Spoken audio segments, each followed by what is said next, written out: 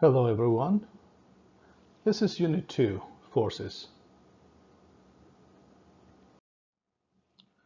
Here is the summary of overall expectation in this unit and the big ideas. We're starting with Chapter 3, which is Introduction to Forces, Free Body Diagram, and Newton's Law of Motions. In this page, you're going to see all the key concepts that we will talk about in this chapter. Here is a motion and forces map. In this diagram, complex diagram, you see what you have learned and what you're going to learn in this unit. Motion is Unit 1, kinematics. You see on the left of this screen all those concepts that you already learned. Linear and non-linear motion, uniform and non-uniform motion, scalar and vector quantities, all. And on the right side, there are concepts that you're going to learn on a Unit 2, basically Newton's law and everything that has to do with dynamics. This is the first section of the Chapter 3. It's about type of forces, free body diagram, and net force. The best way to understand the concept is to describe it.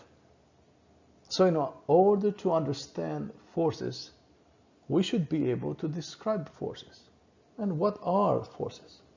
They are all around us, acting on every object that we can or cannot see. Motion of the car, trucks, planes, boats are determined by forces that are acting on them.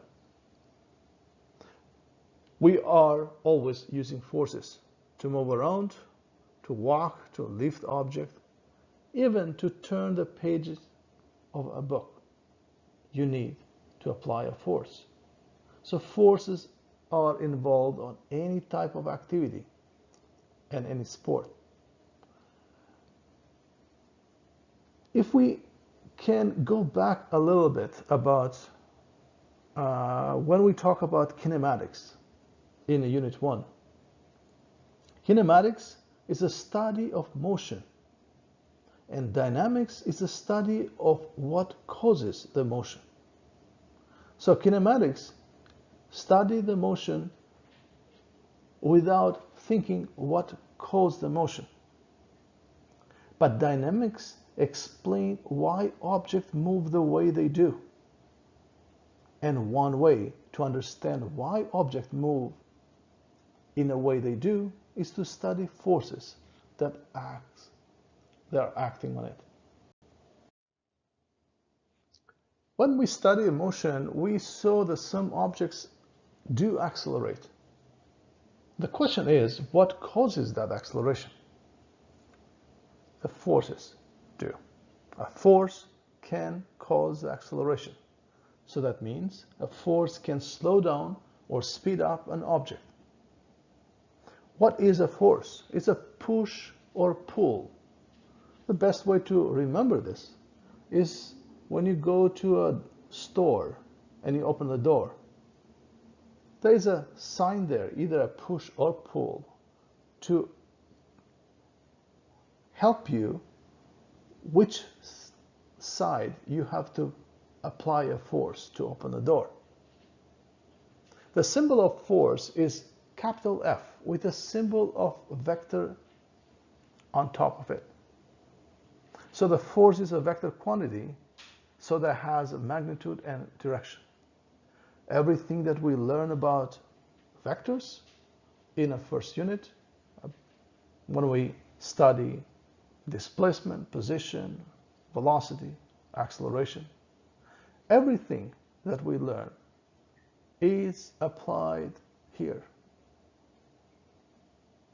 The standard unit, international standard unit of force is in Newton. The symbol is capital N. It is not a base unit is derived from a meter, kilogram, and second.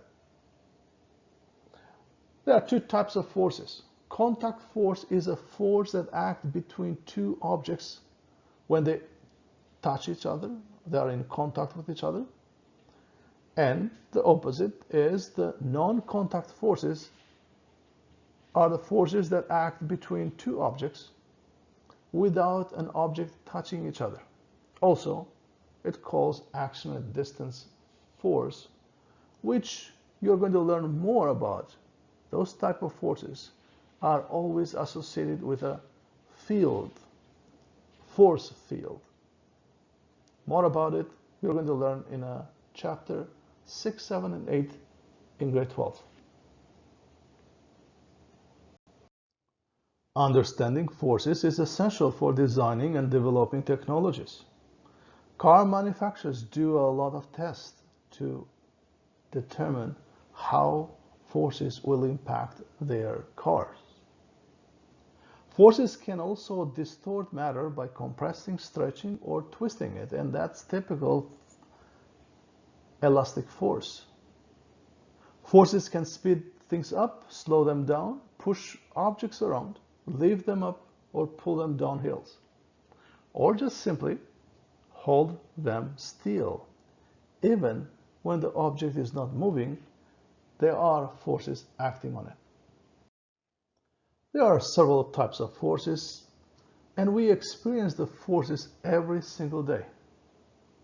But an obvious one is the force of gravity, which is a force of attraction between two objects due to mass.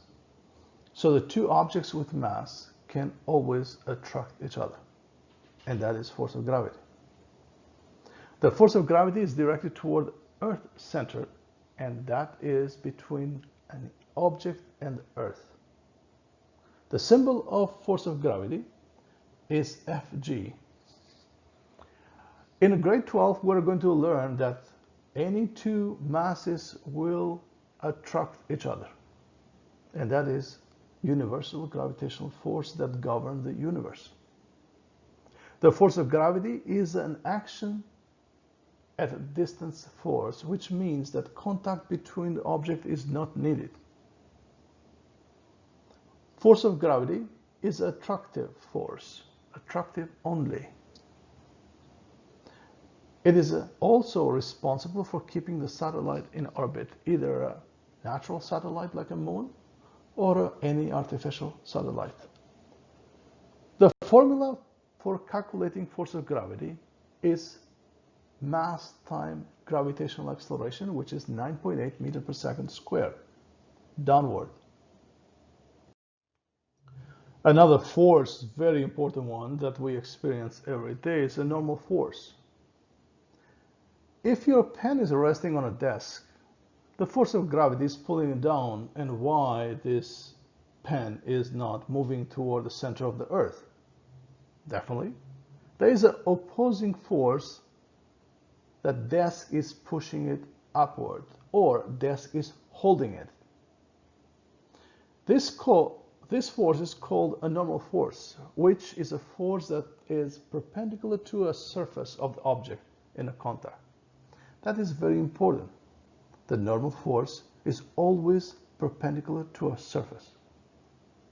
The symbol is Fn, capital N. But you might see that with a lowercase as well, some textbooks. A normal force is always point away from surface. Here is how you draw it.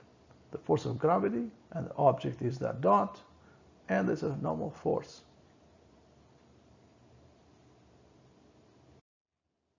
Another important force that is acting on objects and the physics study is friction.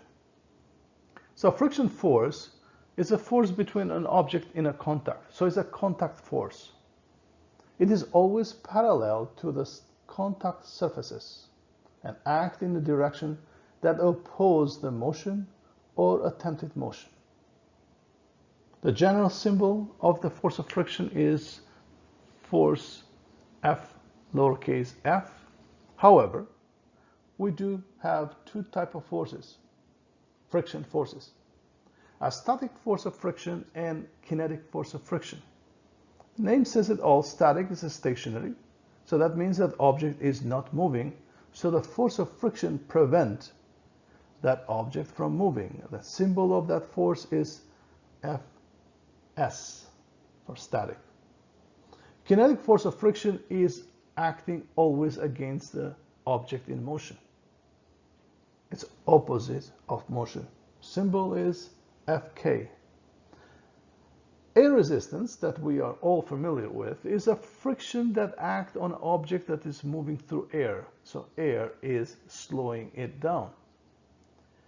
It becomes noticeable at a high speed, so that means air resistance, the force of air resistance depends on a speed, as we already learned before, and a cross-section area. The bigger the speed and bigger the cross-section area, the bigger the air resistance. So since that is moving through air, that makes the air resistance a special case of kinetic friction. Why kinetic friction? Because kinetic is a moving, kinematics, kinetic, it's a moving. The air resistance symbol for is a F air. We are using that very, very little. Most of the time, we consider air resistance as negligible in any problem that we're going to solve in physics. Another type of force is applied force, and tension is a special one. So tension is a force exerted by an object that can stretch, such as string, ropes, fibers, cables. The symbol of tension is Ft with a capital or a capital T. Tension is pull-only force that always point toward a rope or a string, toward ends of the rope or the string. So you can pull with a rope, but you cannot push. So that makes the tension a specific type of applied force. So applied force is a general use of the force. It is a force due to one object coming into a contact with another object. So it's a contact force. And such a contact with result in a push or pull, which is a definition of the force itself. Symbol of the applied force is Fa with a lowercase or capital. Capital is more recommended. Applied force can be used as a general term for any contact force, like a normal force, friction force, or tension force. Here is an example when there's a cart and kids are pulling and pushing it. You see a difference between that. So the boy with a rope is pulling it, and that is a force of tension, and the girl is pushing it, and that is applied force. So in the right side, you see a free body diagram. We're going to learn a little bit about this shortly. There's a force is that acting on the cart, which is a force of gravity, force of normal force, that is a floor is holding it, the ground is holding it. It's a force of friction, tension force, and applied force. Drawing a force diagram. We have two types of diagrams that are used. System diagram and a free body diagram. A system diagram is a diagram of all objects under analysis. So it is like a picture, it's something to help you to understand the situation. The system diagram is optional, it's helpful, but it is not used to solve a problem. A free body diagram is mandatory. It is a drawing in which only the object being analyzed is drawn, and usually you use a dot for it, with arrows showing all the forces acting on object. So you draw only forces that acting on that object, not the forces that that object is applying on other objects. In each free body diagram, a positive direction is indicated, such as a plus y or just plus for vertical and plus x for horizontal direction. As I said, a free body diagram is a mandatory. This is how you draw a free body diagram. You draw axis. Let's say that you want to draw a free body diagram for that pen. You replace the pen with a dot that represent any object. Then the first thing that comes in your mind is force of gravity. Draw it and label it. And a normal force, draw it and label it. On a diagram on the right, there is two bolts pulling. So there are two forces acting. You can draw those forces, label it, and you can label the angle as well, because that's very important. That is a free body diagram. Here are some practice problems to draw a free body diagram. Draw a free body diagram of the printer being pushed in a horizontal surface with a horizontal force. So it doesn't say anything about if the printer is moving or not. The way how you draw a free body diagram, it's a draw axis, draw a dot to represent the printer or any object, and then force of gravity is the first thing that comes in your mind, and a normal force, because that desk where the printer is holding it, is applying that normal force. So being pushed horizontally, that's applied force. And then obviously it is a force of friction from a surface. The fact that is not saying the printer is moving or not, you can use force of friction as in a general terms, general symbol. Another one is a draw free body diagram of the sled being pulled in a horizontal surface with an angle force. Angle is not given, so we're going to draw a free body diagram without angle, but usually the angle has to be given in order to solve a problem. So here is a coordinate axis. Here is a sled. It's replaced by a dot, force of gravity, and a normal force. If you take a look there, we're going to learn later on why I draw the normal force shorter than force of gravity, because the tension has a y component which is in the same direction of the force of normal force, which together has to match with the force of gravity. So for now, let's do it that way. And obviously, since the sled is moving, it is we can draw a force of kinetic friction and label it. There are a couple of more examples to draw a free body diagram. This case is there's no horizontal surface, but is an incline. That's angle. So that's why you draw x-axis along the surface and y-axis perpendicular. So that is the object and force of gravity. A normal force is always perpendicular to a surface. And now we have a tension that is pulling on that direction and a force of kinetic friction. That's a free body diagram.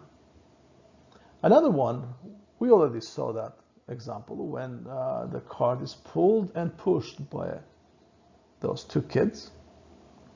So you draw a force of gravity and normal force, and then you have two forces there. One is pulled and one is pushed.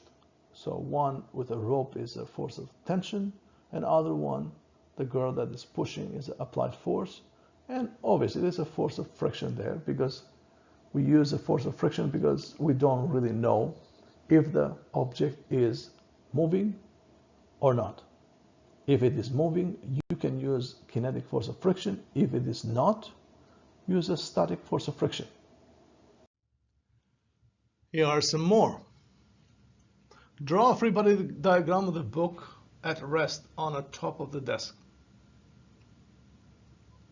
So it's a force of gravity acting on it, and since that book is at rest on the top of the desk is holding it, and a normal force is applying. So they cancel each other. So they are same length, same magnitude, opposite direction. They cancel each other. Draw a free body diagram of a basketball fall through a hoop. Ignore air resistance. That means that the only force acting on that basketball is a force of gravity. Next one. Draw a free body diagram of the large trunk is pushed horizontally from behind toward the east across a rough floor. A rough floor, that means there's a force of friction involved. Again, force of gravity, normal force, but then that's applied force and force of friction.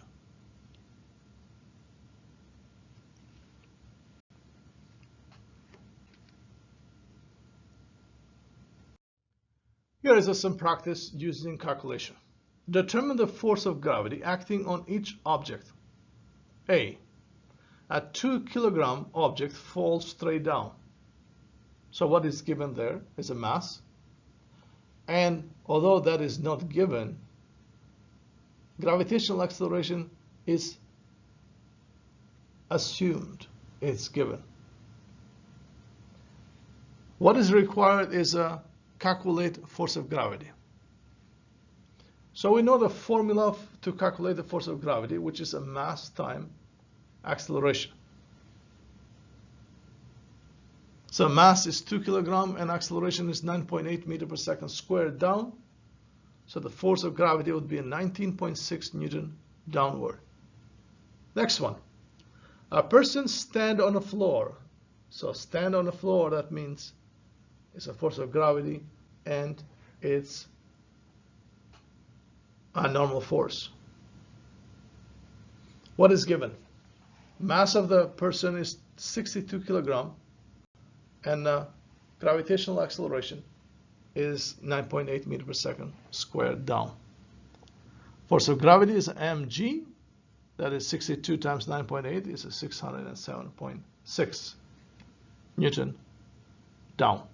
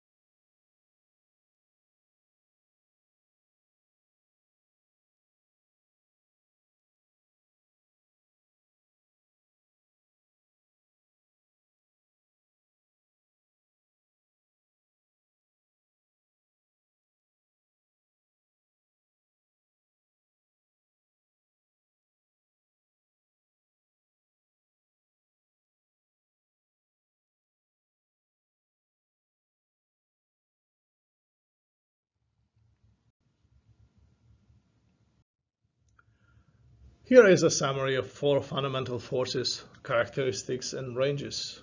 If you take a look there, gravitational force is a relative one, and look at the other 3 with the 20 zeros, 38 zeros, and 25 zeros. That makes those electromagnetic, strong, or a weak nuclear force very, very, very strong compared to a gravitational force. Take a look at the range. For a gravitational force and an electromagnetic force, the range is infinite. That means that those two objects, two charges or two magnets, will attract or repel no matter how far they are from each other. Gravitational force is attraction only, while the rest are to attract and repel. And I want you to focus your attention now to the range of the strong nuclear force. It is the size of the atom. And a weak nuclear force is a size of a nucleus of the atom. So that means that it's so small a range when they applies. Beyond this range, that strong force disappears, doesn't even exist anymore. So that's why when a nucleus disintegrates, then the huge amount of force and energy is actually released. That's why the nuclear reaction actually produces a lot of energy, and nuclear bomb or anything that you can imagine about nuclear energy.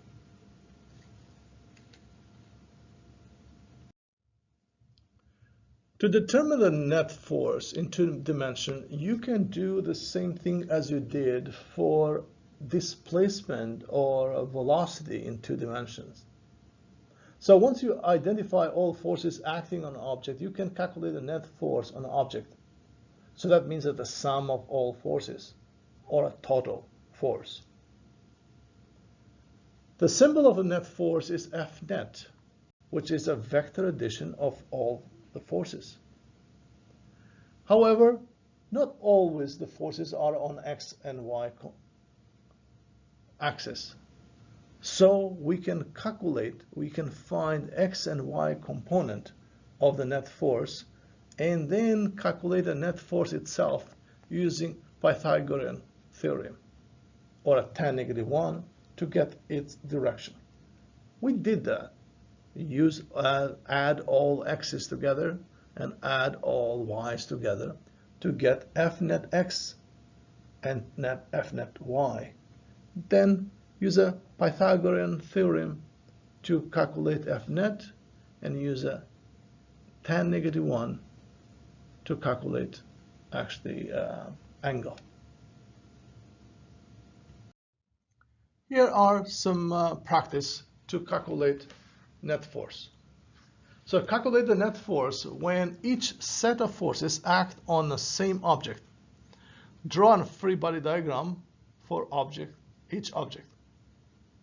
Here what do you have? A. You have a 5.5 Newton west, 3.4 Newton west, and 4.2 Newton east. You can draw a free body diagram and then F net is equal, you can choose a positive and negative direction. If you see that east is chosen as positive and west as negative.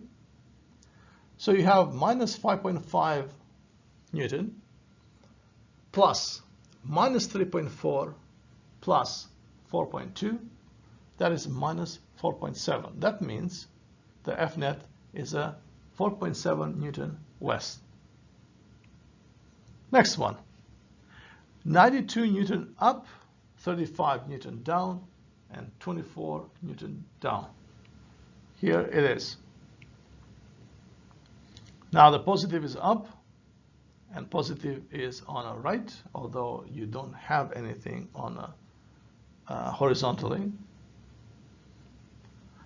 F net is plus 92 plus minus 35 plus minus 24 is equal to plus 33. That means it is up, so 33 Newton up. Determine net force. In this case, we have 15 Newton up, 15 Newton down. They cancel each other. 35 Newton east and 12 Newton west. We can place what is positive and what is negative. And then F net on an x-axis, you have 12 Newton west, which is negative, and 35 Newton east, which is positive. So the F net x is 23 plus 23, that means 23 on east. And F net y is a 15 up and 15 down, they cancel each other, so it's F net y is 0. So what is left is 23 Newton east.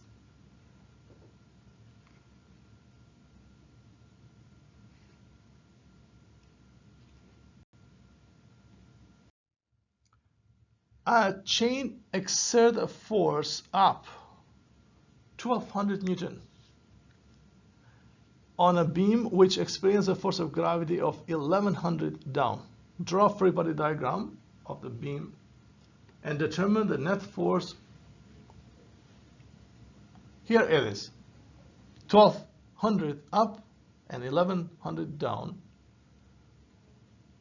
So you can choose positive as up and negative down. F net is plus 1200 Newton plus minus 1100 Newton, that is plus 100 Newton. So F net is 100 Newton up. And the last example for today is you push a book across the table to your friend with a force 6.5 Newton east. The force of friction on the book is 4.5 Newton west. Obviously, it has to be an opposite direction of the motion. The normal force and the force of gravity have a magnitude of 7.5 Newton. Draw a free body diagram of the book and calculate the net force on a book. Free body diagram. So if you see a 7.5 Newton up and 70.5 Newton down, they cancel each other. And east, you have 6.5 Newton and west 4.5. So make sure you can have a positive and negatives there.